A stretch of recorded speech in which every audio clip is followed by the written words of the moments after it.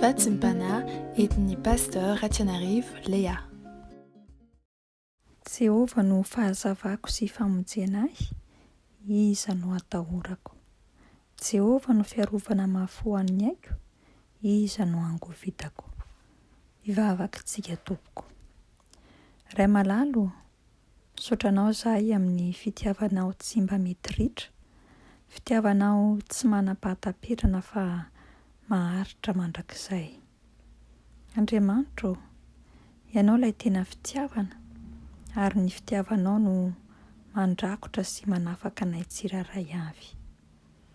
Misaotra indrindra ray malala fa ilay fitiavanao no mahatonga anay hahery, hatanjaka, manome anay ilay fahatokiana.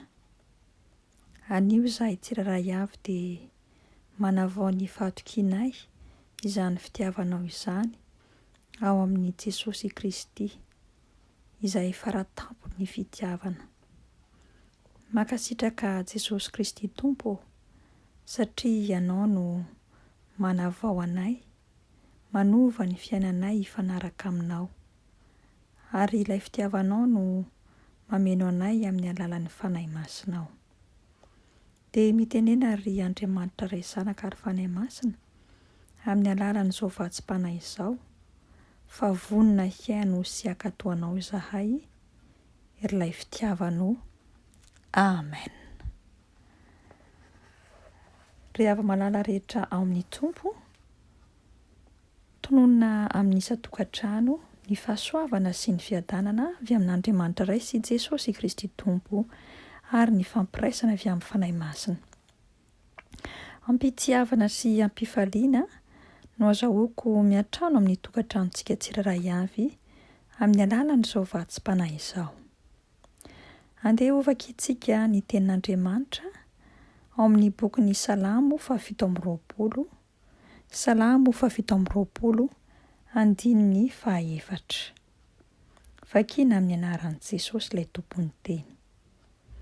Zavatra iray aloha no nangatahiko tamin'i Jehova, izany no hotadiaviko, dia nitoetra ao an-tranon'i Jehova amin'ny andro rehetra iainako, mba ho faly mijery ny fahasoavan'i Jehova sy mandinika ny tempolony.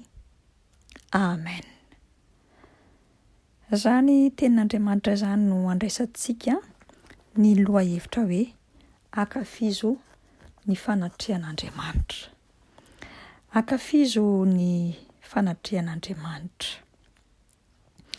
Izao tenin'Andriamanitra izao dia nisoratan'ny mpanao salamo, izay nitady fatratra ny fanatrehan'i Jehova Andriamanitra. Ary anisan'ny zavatra iray sarobidy indrindra teo amin'ny fiainan'ny mpanoratra ny salamo, izany tonom-bavaka izany, ka navoitra ny hoe zavatra iray aloha nangatahako tamin'i Jehova, izany no tadiaviko dia nitoetra ao an-tranon'i Jehova amin'ny andro rehetra iainako. Tena nambarany sy nasehony manokana, ary anisan'ny vavaka izay nasandrany sy nankalazainy, ny antsony an'Andriamanitra, ny karoany ny tavan'Andriamanitra, ary nanehoany ny fankafizany izany fanatrehan'Andriamanitra izany nandritra ny androm-piainany. Ary izany indrindra no anasany ny mpanao salamo eto, izay manasa ny kristianina tsiraray avokoa mba hitady izany tavan'Andriamanitra izany. Voasoratra izany eo amin'ny andininy 9 eto amin'ity salamo 720 ity, fa tena manambara izy hoe raha hoy ianao tadiavinareo ny tavako, dia hoy ny navaly ny foko, ny tavanao no tadiaviko, Jehova ao.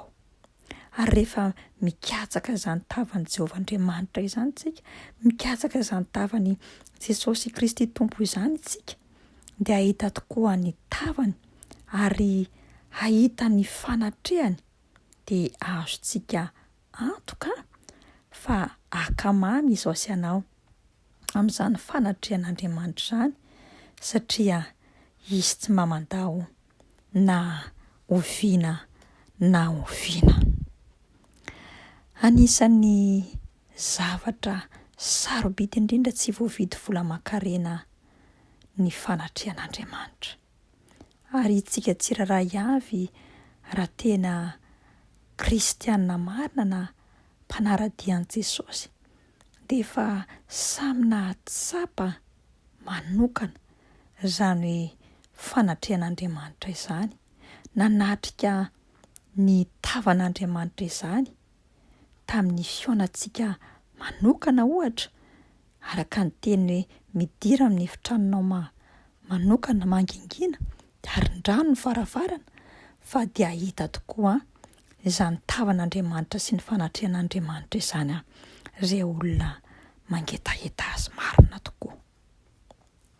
Mifanohitra amin'izany nefa matetika no zava-misy amin'izao vanim-potoana iainantsika izao, satria ireo milaza fa kristianina dia tohatra ny fahazarana fotsiny ny vavaka, ny fandehanana any amin'ny tempolon'Andriamanitra, ny fiarahana amin'ny vavaka sy ny fiarahana manompo, toa lasa fombafomba-pivavahana ka manjary hoe tsy maintsy fa raha tsy makany amin'ny tempolon'Andriamanitra, raha tsy manatrika ny fanampaom-pivavahana dia tsy atao hoe kristianina.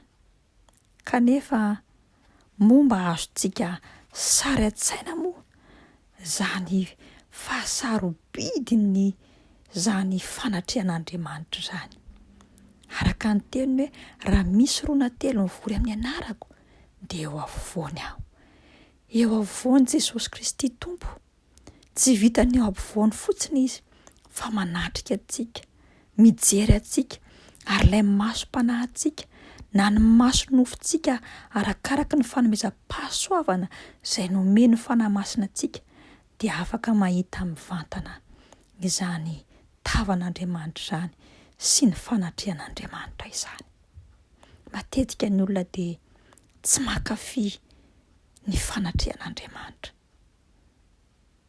Afako androan'ny Tompo araka izao tenin'Andriamanitra izao dia sarobidy loatra ary tena fifaliana faratampony ane izany fanatrehan'Andriamanitra izany, indrindra moa izao sy anao rehefa mankalaza, midera, miankohaka, mangetaheta feno tanteraka izany fanatrehany izany. Ary rehefa mangetaheta tanteraka izany fanatrehany izany isika dia sarotritsika foana ny toetra ao an-tranon'i Jehovah, sarotritsika foana ny araka aminy, handre ny feony, handre ny hafany, handray ny fampahirezany, handray ny teny fampanantenany, handray ny fananarana izay omeny ahy sy omeny anao. Ary izany fanatrehany izany dia miaraka amin'izany ny fahazavana, ny famirapiratana ilay fahazavana izay miparika ao anatin'ny fotsika lalina indrina, ka mahatonga atsika hazava, mahatonga atsika hitondra koa ilay tara-pahazavany. Raha mbola tsy nandramanao ara izany fankafizana ny fanatrehan'Andriamanitra izany, dia andramo manomboka amin'ity andro anio ity, manana fotoana ionanao amin'ilay mpanjakanao, manana fotoana hiaranao mihaona amin'ilay mpanjakanao ao an-tranony, ankalaza azy, hanome voninahitra azy, ankafy ny fanatrehany. Fa rehefa mankafitsika ny fanatrehan'Andriamanitra dia ho hitantsika ny fanavaozany, hitantsika ny fanamboarany, hitantsika ny fananganany atsika tsiraray avy ho tonga olom-baovao ao amin'ilay Kristy Tompo. Ary tsaroa fa ny fanatrehan'ilay Jesosy Kristy Tompo feno fahazavana dia manome antsika ny fitiavana, satria izy dia Andriamanitra fitiavana. Manome antsika ny fiadanana izay tsy hananany izao tontolo izao, satria tsy hitany na fantany. Manome antsika ny fifaliana, manome antsika ny fiobiana sy ny fiarovana maro samihafa izay tsy azon'izao tontolo izao. Ary indrindra manome antsika ny confort, ny teny baiko izay tsy mba hananany izao tontolo izao. Manana ny fitsarana tanteraka tsika rehefa eo amin'ny fanatrehan'Andriamanitra, ary mankafy koa izany fanatrehany izany. Namako, ry anadahako, ry rahavaviko malala ao amin'ny Tompo, andeha itsika re ho faly amin'ny fanatrehan'Andriamanitra, ankafy ny fanatrehan'Andriamanitra, fa tsy hanao tompo-maso ndray minitra fotsiny na ndray sekondra fotsiny, fa tena ilaza itsika hanana etaeta tahaka ny mpanao salamo, hanana etaeta tahaka ny Davida, ka ilaza sy hanambara hoe zavatra iray aloha no nangatahako tamin'i Jehovah, izany no tadiaviko dia nitoetra ao an-tranon'i Jehovah amin'ny andro rehetra iainako. Fa rehefa manana izay etaeta izay tsika, mitady sy mikatsaka izany fanjakan'Andriamanitra sy ny hitoetra ao an-tranon'i Jehovah izany mandritra ny andro rehetra izay iainantsika, ka ho falitsika hijery ankafizany fanatrehan'Andriamanitra, ankafizany fanatrehan'i Jesosy izany, dia ho hitantsika ny fahasoavan'i Jehovah ho antsika izay mandinika sy mankafia ny debolony sy ny fanatrehany. Andramo ary ka izaho fa tsara Jehovah, fa afaka isika. Sambatra iray Jesosy manana anao, sambatra iray Jesosy satria nisafidy ny hanompo anao. Ary tamin'ity andro anio ity koa dia mbola nampianatra anay ianao Jesosy ny ankafia ny fanatrehanao Andriamanitra ray. Misaotra amin'ny vavaka izay atoronao anay, fa tianao izay Jesosy ny angataka aminao, tianao izay Andriamanitra ray ny angataka aminao, hanana etaeta lalina ao aminay, hanana etaeta ao anatinay, dia ny katsaka ny toetra ao an-tranonao Andriamanitra ray mandritra ny andro rehetra izay iainanay, dia ho faly izay hijery sy hahita ny fanatrehanao mba hahatonga ny tara-pahazavanao hitoetra sy hiparika eo amin'ny lafim-piainanay tsiraray avy. Hahatonga anao Andriamanitra ray io handrotsaka ny fahasoavanao, satria fifaliana ao anay koa ny mandinika sy mitoetra ao an-tranonao.